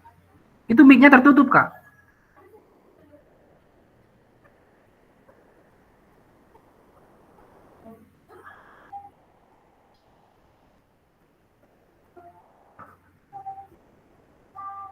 Kak Rosdiana, silakan open mic, Kak. Itu mic-nya tertutup masih, Kak. Nggak kedengaran suaranya, Kak.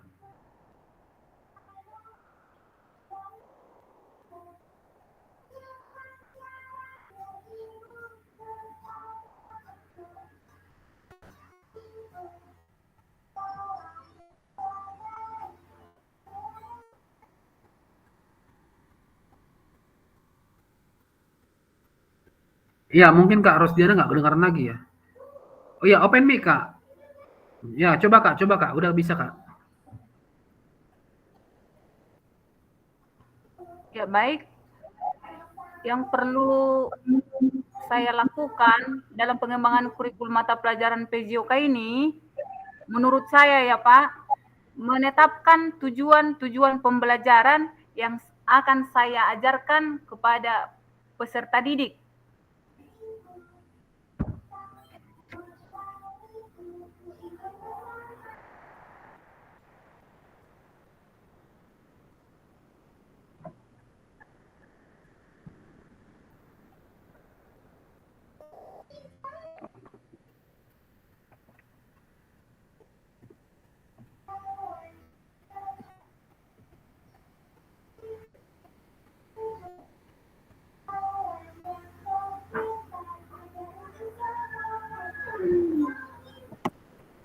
Putus-putus, Kak.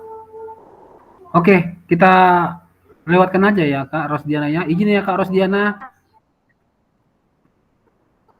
Putus-putus, Kak. Nggak kedengaran, Kak.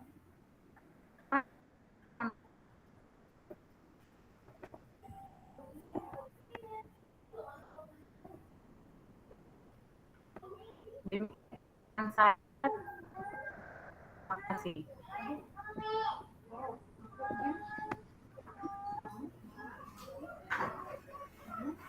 Iya, Kak Rosdiana, terima kasih buat tanggapannya untuk soal nomor 1. Walaupun tadi putus-putus, mungkin masalah sinyal, ini adalah gangguan teknis ya. Ini masuk ke kesepakatan bersama nomor yang ke-6 ya, atau yang ke-7 ya. Kesalahan teknis, mungkin gangguan signal. Ya, terima kasih kepada Kak Rosdiana. Kita lanjut ke Kak Herlina. Kak Herlina di sini dia di fitur chat. Saya merancang pembelajaran PJOK dengan menentukan tujuan pembelajaran lalu memilih materi yang edukatif katanya.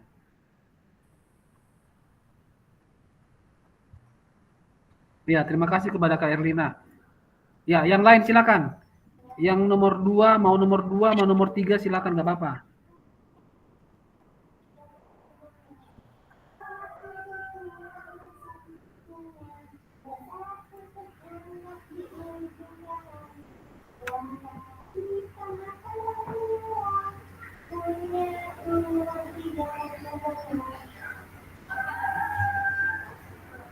Paul, silakan Paul. Ayo, Kak Paul. Paul belum bersuara dari tadi. Biasanya bersuara si Paul ini. Ya, Kak Paul silakan. Yang mana mau dipilih jawabannya? Menjawab yang mana? Silakan. Nomor Oke, 2, baik. nomor Terima 3. kasih, Kakak. Saya akan jawab nomor 2. Apa saja yang selama ini Bapak Ibu anggap menjadi sesuatu yang bernilai untuk dipelajari murid di kelas PJOK? Yang pertama itu saya lihat dari keterampilan fisik. Yang kedua itu kesehatan dan kebugaran. Ketiga, nilai sportivitas. Yang keempat, disiplin dan ketekunan. Itu aja yang bisa saya sampaikan, Kak. Terima kasih. Oke, mantap ya. Apalagi yang attitude ya, attitude-nya ya, sikapnya ya. Nah, sikap ini yang bernilai sangat tinggi ya dalam yang untuk dipelajari murid di kelas PJOK. Makanya banyak yang bilang untuk apa pintar kalau attitude-nya jelek, ya kan? Jadi di atas orang pintar masih ada apa itu attitude, sikapnya. Ya, bagaimana dia menghargai orang lain, bagaimana dia menunjukkan disiplin yang keluar sendiri itu Kak. Kak Rosdiana keluar sendiri Kak. Mungkin gangguan sinyal Kak, nggak dikeluarkan Kak. Kakak masih ada kok di sini Kak, masih masuk kok. Sinyal Kak, sinyal di tempat Kakak mungkin lemah itu Kak. Ya, itu tadi ya, kita kembali lagi mungkin yang paling bernilai Kakak Paul rasa yang paling tinggi dia yaitu attitude-nya ya Kak ya. Baik, kita lanjut. Kalau masih ada silakan kakak-kakak. Kosmas Ginting, silakan Kosmas. Baik Kak, terima kasih. Saya akan coba menjawab yang nomor 2. Nomor 2, apa saja yang selama ini Bapak dan Ibu anggap menjadi sesuatu yang bernilai untuk dipelajari dipelajari murid di PJOK? Nah, saya sepakat dengan Kak Paul, itu yang paling tertinggi itu sikap. Itu yang menjadi ciri khas kita di olahraga. Kemudian disiplin, kemudian tentang kerjasama tim dan keterampilan fisik. Sportivitas juga ya, sportivitas ya. Iya Kak, harus ada. Kita juga mengajar siswa bahwasanya di olahraga itu ada loh saling menghargai sportivitas. Jadi harus siap menerima kalah, siap menerima menang. Jadi apapun kegiatan yang dilakukan harus bisa terima sportif. Terima kasih Kak. Iya, saya lengkapi lagi. Jawaban dari Kak Kosmas. Selain attitude, sikap tadi, hal penting juga untuk dipelajari murid di kelas PJOK yaitu pengetahuan dan keterampilannya ya. Sikap, pengetahuan dan keterampilannya. Namun menurut kakak-kakak sebagian yang paling tinggi, yang paling menurut saya yang harus dikuasai, yang paling penting yaitu sikapnya. Namun jangan tinggalkan juga untuk pengetahuan dan keterampilannya. Kak Elisma di sini menjawab nomor 2. Dalam pembelajaran PJOK ada beberapa hal yang dianggap bernilai untuk dipelajari oleh murid. Ya, keterampilan fisiknya, kerjasama tim, kesehatan dan kebugaran, nilai sportivitas, disiplin dan ketekunan, keterampilan dasar, kesadaran lingkungan. Terima kasih Kak Elisma, sangat bagus ya, sangat bagus untuk jawabannya. Nomor 3 siapa misalnya ini? Nomor 3. Nomor 3 belum ini.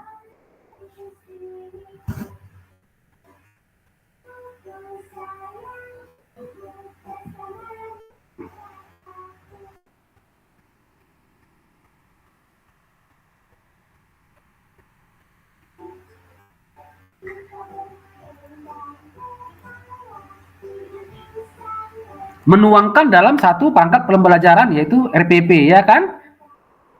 Kita integrasikanlah itu semua ke dalam satu pembelajaran yaitu RPP ya kan? Bagaimana Bapak dan Ibu akan mengintegrasikan itu semua ke dalam proses pengembangan kurikulum mata pelajaran PJOK yang sekarang berlaku? Iya kan? Kita integrasikanlah itu, kita kesinambungkan dia dalam RPP kita, ya, Bapak Ibu. Nomor 2 tadi dijawab lagi oleh Kak Juanda. Jawaban nomor 2 menurut saya yang fundamental adalah kemauan yang lebih dahulu. Ya, niat ya, masalah niat. Menurut Kak Juanda niatnya lebih dahulu gitu. Oke, terima kasih Kak Juanda. Kita lanjut ya kakak-kakak. Waktu kita sudah habis sebenarnya, namun kita lanjut saja. Untuk yang ketiga, aktivitas yang ketiga yaitu karakteristik utama kurikulum merdeka dan artikulasi Ki Hajar Dewantara dalam pendidikan nasional. Menurut Bapak Ibu, kata kunci apa yang berulang kali kita telah bahas dalam mengembangkan kurikulum PJOK?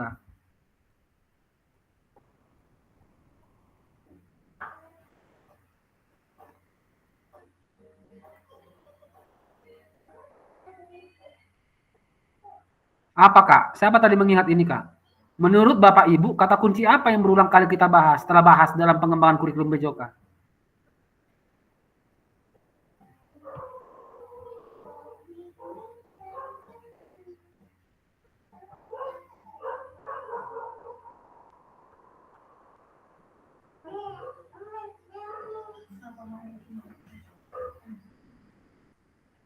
Capaian pembelajaran Kak. Ya. Ini dia tadi yang terus kita ulang. Ya, capaian pembelajarannya harus benar. Capaian pembelajarannya harus sesuai dengan acuan kita. Ya, menjadi acuan bagi kita gitu. Capaian pembelajarannya dimulai pada saat pembukaan. Dijelaskan dulu capaian pembelajarannya. Dikasih tahu dulu capaian pembelajarannya. Targetnya ini gitu. Ya. Kita lanjut ya Bang Kakak ya.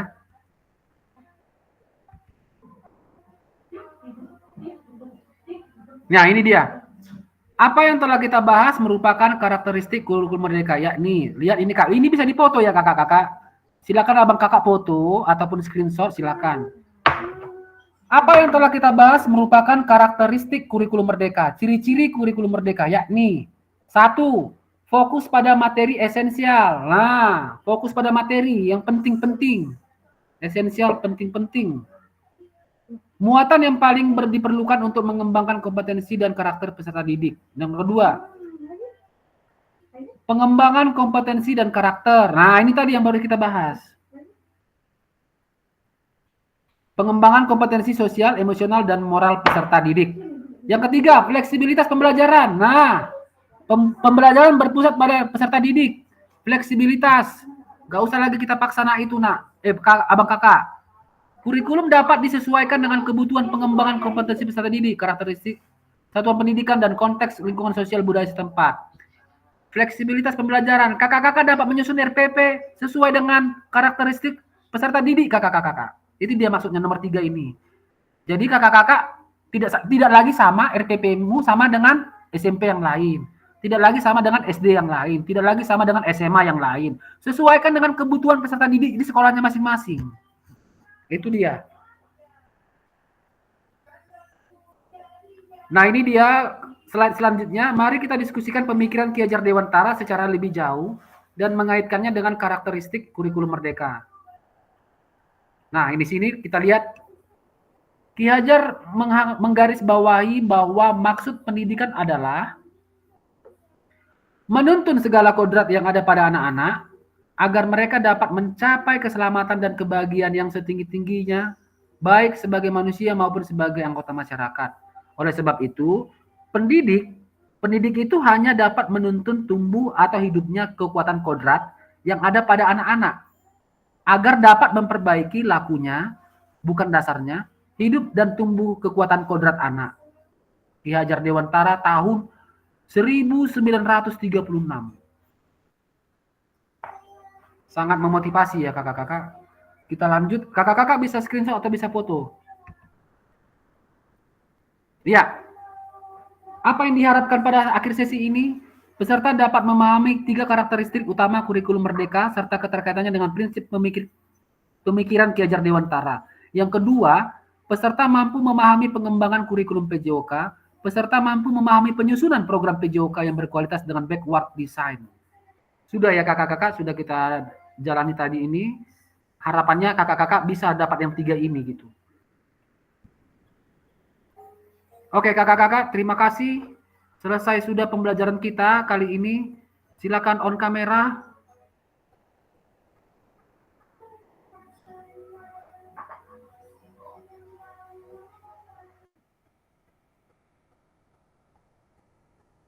Ya, 1,5 jam atau 90 menit kita sudah membahas sedikit tentang kurikulum Merdeka. Harapannya kakak-kakak bermanfaat ya, bermanfaat bagi kita. Ingat pesan saya yang paling penting adalah tidak sama lagi RPP kita Kak sama sekolah lain Kak. Ya, RPP bisa kakak desain kembali sesuai dengan karakteristik siswa kakak di sekolah. Tidak sama siswa SMP Budi Mulia dengan SMP 2 Pangandaran, tidak sama. Kebutuhan peserta didiknya tidak sama. Jadi jangan sekali-sekali lagi kakak Kosmas minta atau pinjam atau contek RPP SMP Negeri 1 harian misalnya. Jangan. Nggak sama kebutuhan peserta didik kalian, nggak sama. Ya.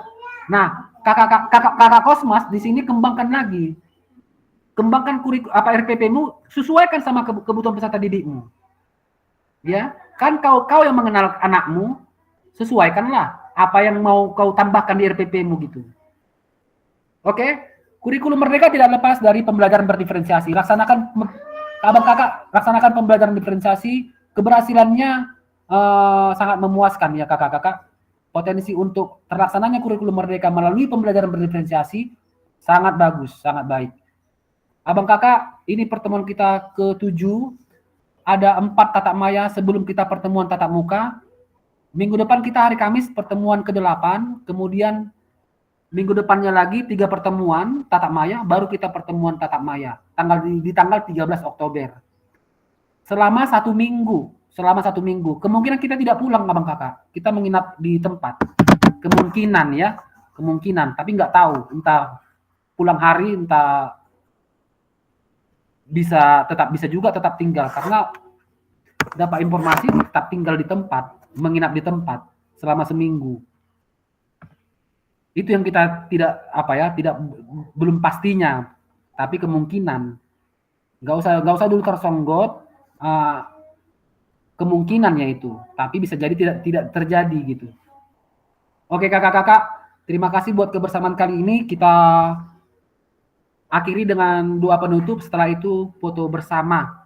Nah, jangan lupa berselancar di LMS-nya, dikerjakan nanti time spend. Waktu kakak-kakak berselancar di LMS itu yang menentukan nanti kelulusan kakak-kakak, ya, kelulusan kakak-kakak.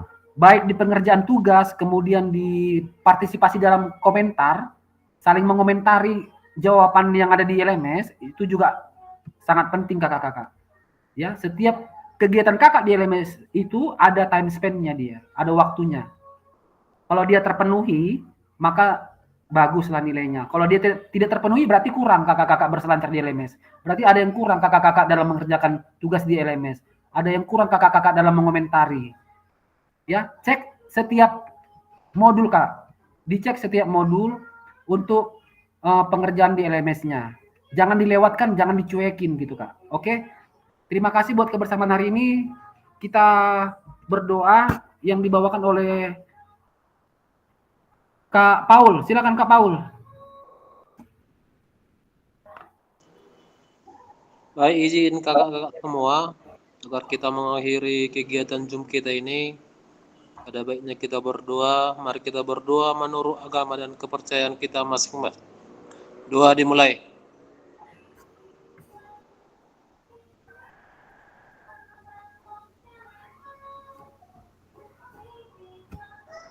Doa selesai. Baik, bagaimana Kak Paul sikap kita ambil foto bersama?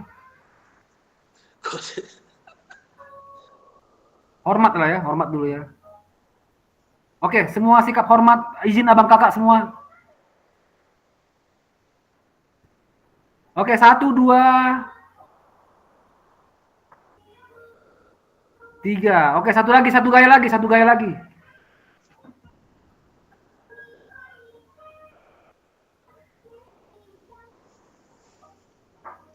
Jangan lagi itu udah yang kemarin.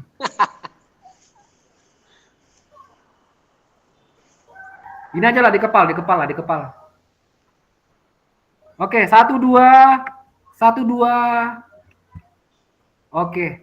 Terima kasih kakak-kakak. Saya stop recording ya kakak-kakak. Saya stop recording.